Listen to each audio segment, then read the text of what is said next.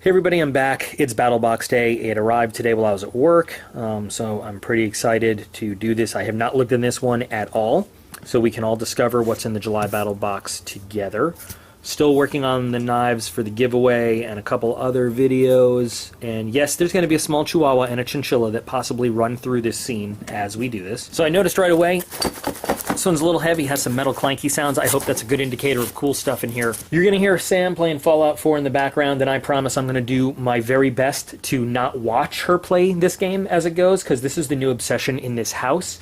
There's rarely a time where this game is not on the TV. PIC over there is going to struggle to learn how to flip a hinderer open and not look like a special ed case doing it. So while that's all going on, see how easy it is? Good. You did it. Good. You proud of yourself? Yeah. Okay. I'm going to leave that one in. Well, yeah. All right. Let's get to this box. Okay. Let's see what we have going on in this one. So, Mission 17, the fire box. I like fire. Is this all fire starting stuff? That's pretty cool. So instead of just looking at this right now, we'll look at this at the end. Let's remove this and see what we've got going on. All right, let's start with this. Dragonfire tinderbox. So, according to the instructions here, this is just a big bag of tinder, which I don't know what's in it specifically, but it's nice to have instead of having to collect it from somewhere, although it's not that big a deal, but still, here we go. Here's a little tin of some jellied cotton. This stuff's very useful. So really, what it reminds me of is in survival school, we learned to take cotton balls or dryer lint or other stuff and kind of mix it up with some Vaseline and stick it in, well, I'm going to date myself really big here, but a 35 millimeter film canister. Aww. And yeah, and you can like strap that to your gear or something, but here is a pre-made little tin in a nice container that you can carry with you. What do we have here? Pocket bellows, weatherproof, bellows-based wet and dry fire starting system. Sounds kind of cool, technical. So technical I can't even get it out of this paper wrapper. So what we got in this little tube is a cool little, it looks like somebody took a radio antenna and just like chopped the top off, but you can extend this and you can blow into the fire to give it some oxygen to start.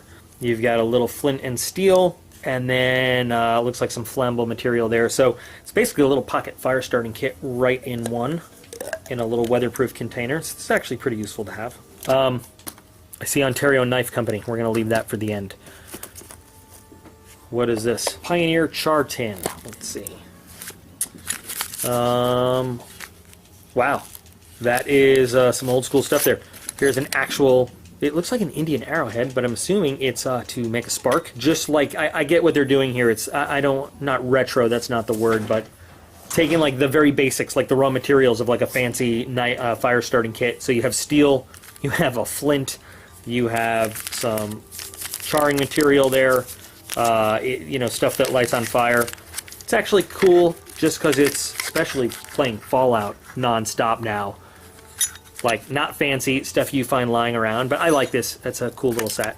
Live fire, emergency fire starting. Let me open this packaging and see what's in it. So in the live fire box, it looks like some more cotton, and from the smell of it, it's impregnated with some pine resin or some sap or something, but it smells flammable as hell. So I like this. This makes me just want to go outside and light it on fire. Well, here's the big clangity clang thing.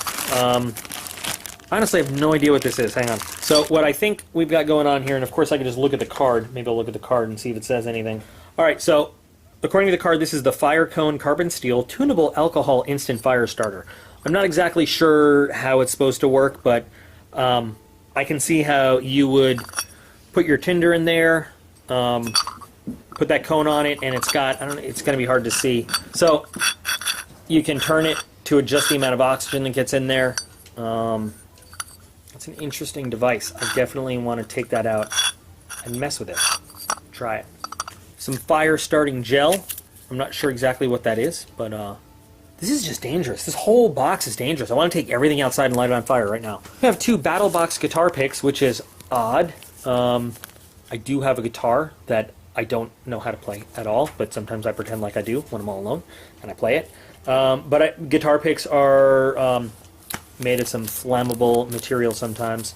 The celluloid is a pretty good way to start a fire. So that's interesting too. So that's kind of cool to have just to play guitar with, but also also an interesting fire starting device I never thought about carrying around before. So nice. You get a free sticker if you're into that kind of thing, put on a truck or whatever. I don't know what I'm going to do with this.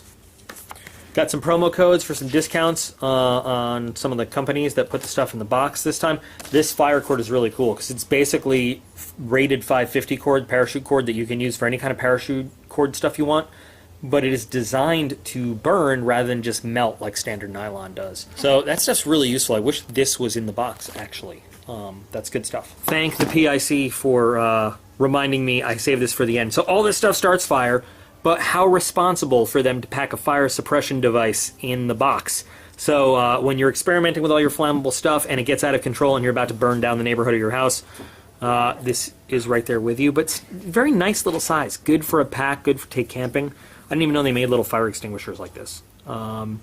It says very clearly do not use on electrical fires, so it's probably a water-based something. But it's cool.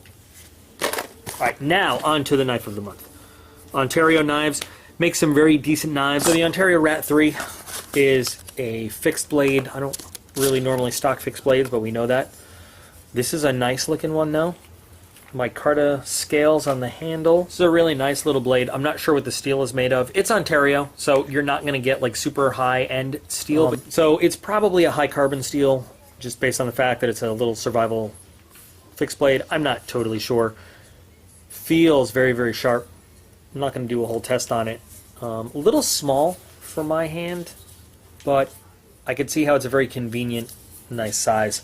Comes with a nylon sheath that it just sort of locks into, and it holds that pretty secure.